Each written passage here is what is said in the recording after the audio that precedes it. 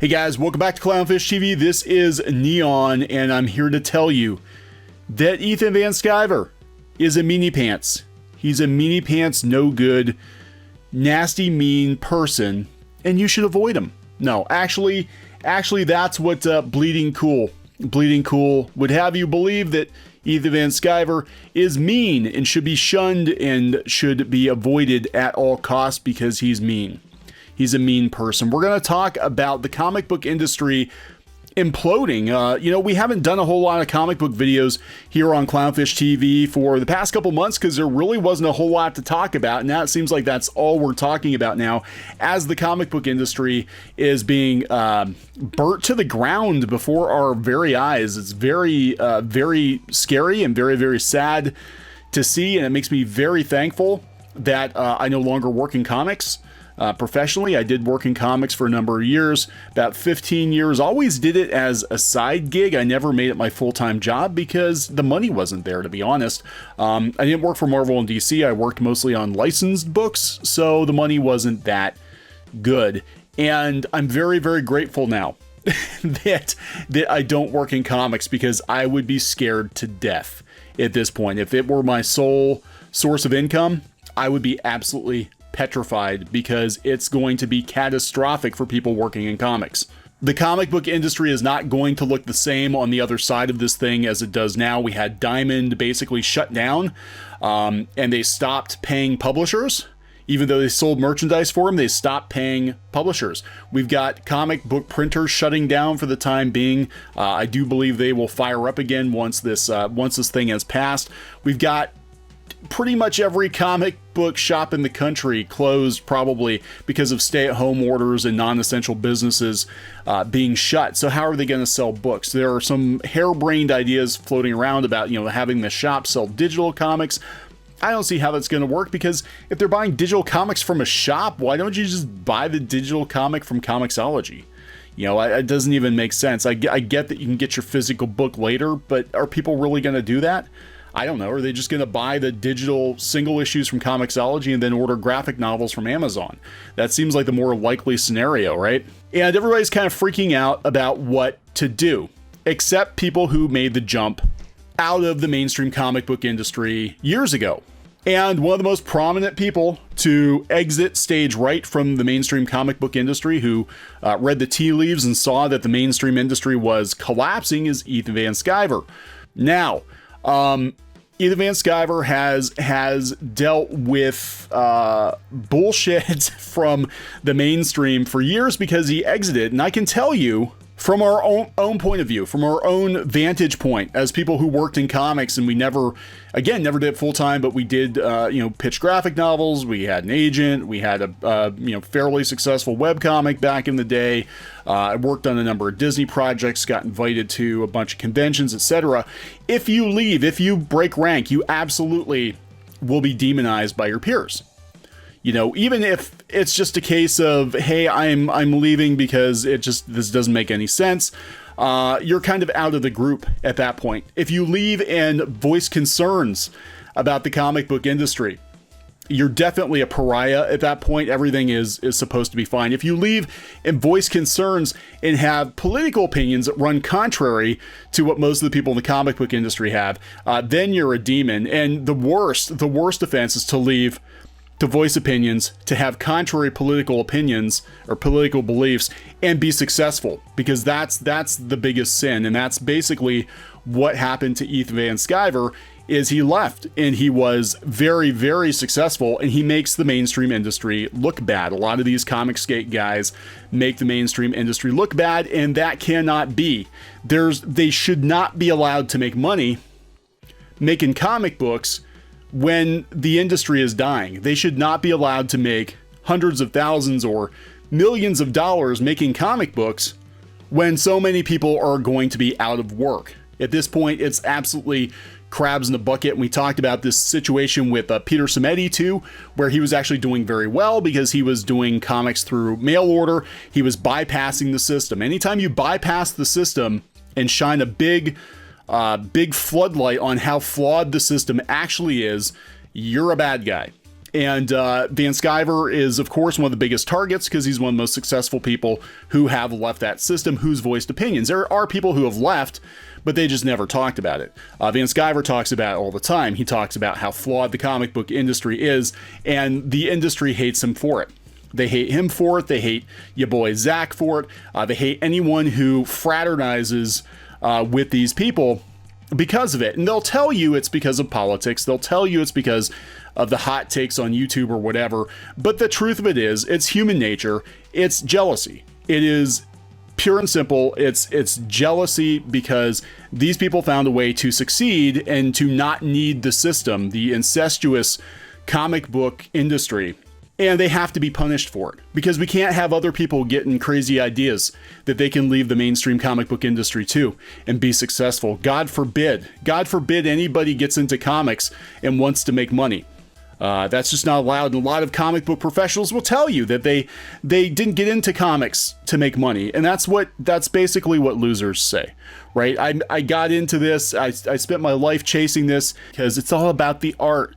It's all about the craft. It's like, yeah, you're saying that because you never became as financially successful as you set out to be. You didn't get your Hollywood deal. You didn't get whatever. I mean, let's just be honest, right? I meant to do that. So now we've got Rich Johnston putting out yet another hit piece on Bleeding Cool about Comicsgate. And he's kind of running out of things to talk about because, frankly, Comicsgate was right. I'm not even Comicsgate. I don't consider myself Comicsgate. I do know some of these guys. We don't hang out all together. I don't do the live streams. But I do agree with their assessment of the comic book industry and where it's at right now. I mean, anybody with a brain, frankly, would agree with their assessment on where the comic book industry is right now and has been headed for the last couple of years.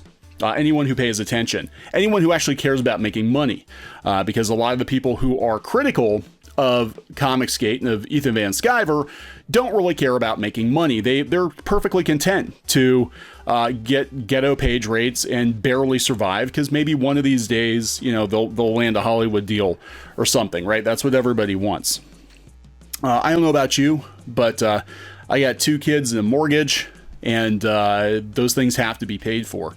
So anyway, Ethan Van Sciver is mean. He's mean because now he's gloating. He's gloating because a lot of people are going to be out of work. The thing is you have to realize, and look, I want to be very clear. I'm not happy about a lot of people being out of work. I think it's going to be catastrophic for the industry. I have a lot of friends still who work in comics. I have friends who own comic shops, and they're going to be displaced. They're going to be run into the ground. They're probably going to have to find another career path forward. It's not going to be good. Right. But the flip side is there are a lot of people who have been working in comics who have spent the last 2 or 3 years constantly attacking anybody who left the industry, constantly attacking anybody who found a better way. And they're part of whisper networks and they've tried to defame people. And we've got Rich Johnston now talking about how Ethan Van Sciver, since he's basically winning at this point, should be a little more empathetic. And Geeky, who's busy doing something else right now, she said, make sure that you get in there, pot or kettle, because Rich Johnston has built his career off of basically gossiping and destroying people's careers, gloating about people's failures. This is what Rich Johnston does. This is what Bleeding Cool does. This is what Lying in the Gutters did. Now, to be fair, sometimes Rich is actually a decent journalist when he really tries. He does seem to have that streak in him, but he also has a mean streak. He also seems to, from my point of view, delight in the misery of other people. He loves to call out failure. He loves to bring attention to people not doing very well, especially those he doesn't like. And in the case of Van Sciver, he really can't think of anything other than he's mean. So we're going to read this, we're going to talk about it, and we're going to talk about what's probably going to happen to the comic book industry going forward. So this is what everybody's been saying. And a lot of people, I know Heidi McDonald was kind of dancing around it, but it's the truth. Some comic book publishers will not survive the effect of the thing that we can't talk about on YouTube. Such a loss or reduction of income from the direct market and bookstores alike will see some not able to come back. Very true. I think IDW is going to be first on the chopping block, personally. While Marvel and DC Comics are still encouraging creators to keep on, as they were, smaller publishers are feeling the heat. They're not getting paid by Diamond. They're telling people to put their pencils down. There are comics that use other forms of distribution. Those who rely on newsstand and subscriptions, like Viz's Comics and Phoenix and Judge Dredd, should be fine. That's true. Manga is actually going to be fine. I think manga might actually do better after this because it does have kind of a multi-tiered distribution system in place, and it's been on the upswing in popularity for a while. Those with big bookstore sales like Scholastic will also still be okay. Those who use crowdfunding services who monetize their subscriber base should also survive. True. Well, that's what Van Sciver does. He monetizes on YouTube and he monetizes on Indiegogo. There will be less disposable income to go around. This is true. Everyone's situation is more unstable than it was. Both Aspen and Valiant have confirmed as ceasing production and asking creators to stop working. Valiant to the end of July at the earliest. I don't think they're coming back. They were banking on movies. Valiant was banking on movies, and Bloodshot bombed at the box office. Had the unfortunate timing of opening up during that thing you can't talk about, but even beyond that, it wasn't getting a lot of buzz. They're not going to have a Valiant shared universe. It's not going to happen. A lot of comic book creators, especially those outside the big two, will be losing their gigs. Very true. Is this the time for Ethan Van Sciver to show a little empathy to his fellow creators? I don't know. That's up to Ethan Van Sciver, isn't it? Again, Potter Kettle want to call out that Rich Johnston, for years, has delighted in the misery of his fellow industry peers. He has. I mean, he always runs with juicy gossip. He's always looking for dirt on companies. I mean, it's very hard to take this seriously from someone who has made a career off of basically laughing at people when they're down. Right. And he's only doing this because he has a hate on for Van Sciver personally. Let's be honest. Let's not even mince words. He does not like Ethan Van Sciver. He does not like the fact that Comicsgate basically won because Comicsgate can survive this, whereas a lot of other smaller publishers can't. So Van Sciver said on Twitter, His Holiness the Dalai Lama said there were many ways to Nirvana. This is the quickest. Pure ecstasy, pencils down. G. Willow Wilson got the pencils down. Note. Kate Leth got the pencils down. Note. Ethan Van Sciver, down goes G. Willow, down goes Kate Leth. Now, I don't know, because I only kind of follow this from the sidelines, right? I don't know if G. Willow Wilson and Kate Leth have personally given Ethan grief or not. I know a lot of people have. We've actually been on the receiving end of a lot of grief from people who don't think we should be talking at all. We've been unfriended. I know pretty much all of my contacts at IDW, the same day, as soon as we came out and said, we didn't agree with what Mark Waid was doing, that he didn't have the right to keep people out of comics, regardless of what he thinks about them personally, that he does not have that right. I had on the same day, like everybody who was IDW who followed me, even though I'd worked with IDW, they either unfollowed me or blocked me. And I got concerned DMs. You better not talk to these people if you want to work in comics again. I'm like, I really don't give a shit. Comics doesn't pay. I really don't give a shit. So go right ahead and blacklist me. It's not going to do anything to me personally, right? Ethan Van Sciver, GTFO. If you were never doing this to make a great living, you're part of the reason comic shops can't weather 2 weeks of closed doors. I 100% agree with him. The comic book industry has been ground down to nothing. It should have been able to survive this.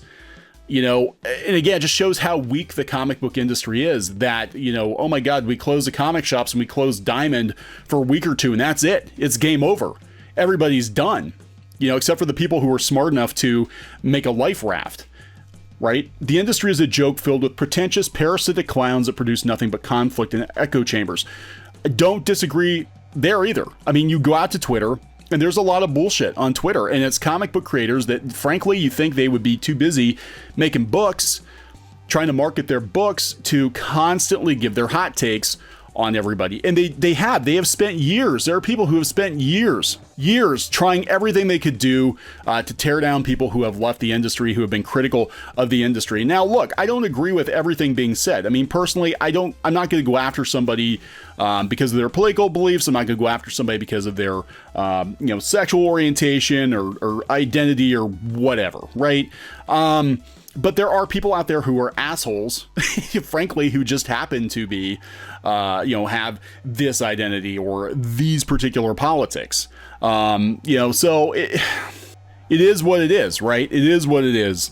A message that some endorse, but not that everyone is on board with. Sciver has talked about having a mean streak. I want to talk about the Twofaced, bleeding cool. Let's talk about that. Other creators have stated it is this attribute when targeted at their colleagues which turned them against Sciver, and it does seem to be in full play this week. There are also creators like Mike Miller, who previously were Comicsgate ho, but then decided the better of it, who also feel his ridicule. Okay, let's talk about pot or kettle. Just last year, there were many hit pieces on Bleeding Cool by Rich Johnston about Mike Miller. So, frankly, they were ridiculing Mike Miller's, he had the incident where he was burning the Waringo art. I don't know the full extent of that, but they did multiple hit pieces on Mike Miller. But now that Mike Miller isn't friends with Ethan Van Sciver, now it's okay to be like, it's okay, Mike. It's okay. We're going to use you now to attack Van Sciver. And this whole thing is like playground politics, isn't it? I mean, this is like not even high school, like middle school. You can't talk to so-and-so because I saw you at the mall with so-and-so. Note passing, whispering bullshit. And this is why the comic book industry is dying, because it never grew up. The comic book industry never grew up. It didn't. It's still 30 years behind the times. It has been for ages. I mean, there are segments of it that have moved on, like, graphic novels and manga, etc. But for the most part, the comic book industry has been very, very slow to adapt, and it's going to be killed off. It's going to be killed off. Adapt or die. Van Sciver says Mike will spend the rest of his life trying to convince himself and others that burning his bridges with CG wasn't what made him homeless. Oh, I don't know. Is he homeless? I don't know if he's homeless. If others on Kickstarter can get to 6 figures without CG, why can't you, Mike? I don't know. And as for comic book retailers in trouble, fearing the imminent collapse of the direct market, there is little sympathy from Van Sciver. Okay, this I know is not true. This I know is not true because Van Sciver has on many occasions said he feels really bad for comic book shops. This is not true. Bless the comic retailers, but you don't understand why Comicsgate is so durable in the crisis. We don't need retailers to sell our comics. We sell straight to customers and ship to them ourselves. 1 or 2 oversized books per year fulfilled by USPS. We will survive. Here's the thing. These guys tried to sell in comic shops. They tried to sell in comic shops. Zach, Diversity in Comics, had a deal with Antarctic. Mark Wade, who's part of Comics Pro, he is a retailer, decided he was going to tell people not to support Zach. And Antarctic, again, this is a legal thing right now. I don't know exactly what's going on with it, but they basically pulled the deal. So, in a roundabout way, if you want to get down to it, Mark Wade is actually responsible for all of this because Mark Wade, a couple things happened here. One, Zach was going to go to Kickstarter. Kickstarter refused to run his campaign, not because there was anything wrong with the campaign or anything wrong with the product, but because some people at Kickstarter didn't like Zach personally. They didn't like his YouTube channel. They did not like his hot takes. And Kickstarter, since they reorganized a couple of years ago as a public benefit corporation, they're allowed to make those decisions. So they never gave him an explanation. They forced Zach to go to Indiegogo. And Van Sciver saw the success that Zach had on Indiegogo, and he followed suit. And the next thing you know, there's this entire cottage industry of YouTubers using Indiegogo to get hundreds of thousands of dollars. And I think part of it is the audience they attracted. Kickstarter, frankly, has become more of a charity. You've gotten a lot of very far left projects with far left backers, and people who back Kickstarter projects view it more as charitable giving than they do pre-ordering a product in some cases, right? It seems like the tone's changed over there a little bit since they reincorporated as a public benefit corporation.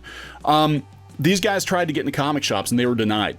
They're denied because of the whisper networks, and actually you can trace it back to Mark Waid and hit pieces on The Bleeding Cool, hit pieces on Polygon. These guys tried to play ball. They tried to play ball with the retailers and they were told, go away. Again, I'm not Comicsgate. I've been watching this thing unfold for the last 3 years. Okay, objectively, I'm looking at this and these guys tried to play ball with the comic shops. They were not allowed to. They were not allowed to, so they took their money and they took their audience and they went elsewhere.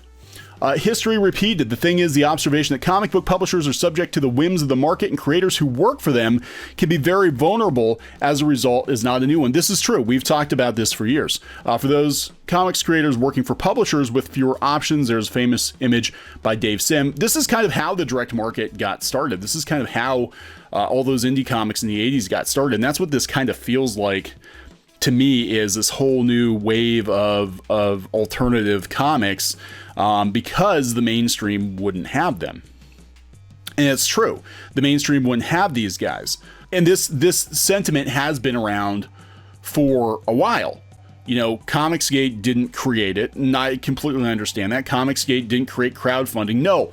But what I will give them credit for is finding the balance between using YouTube as a promotional tool and using Indiegogo instead of Kickstarter.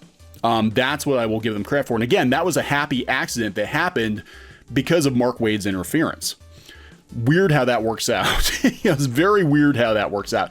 Big bucks. Comic book creators who can mass a sizable enough audience through self-publishing can do very well, make far more money. Can do very well and make far more money from smaller sales than on work for hire with big companies. Very true. Very true. That's why Netflix bought Miller World, Scott Snyder, blah, blah, blah, blah, blah, blah, blah, blah, blah. None of this is new aside from the mean streak. No, that's not true. Have you read interviews with a lot of comic book creators back in the day?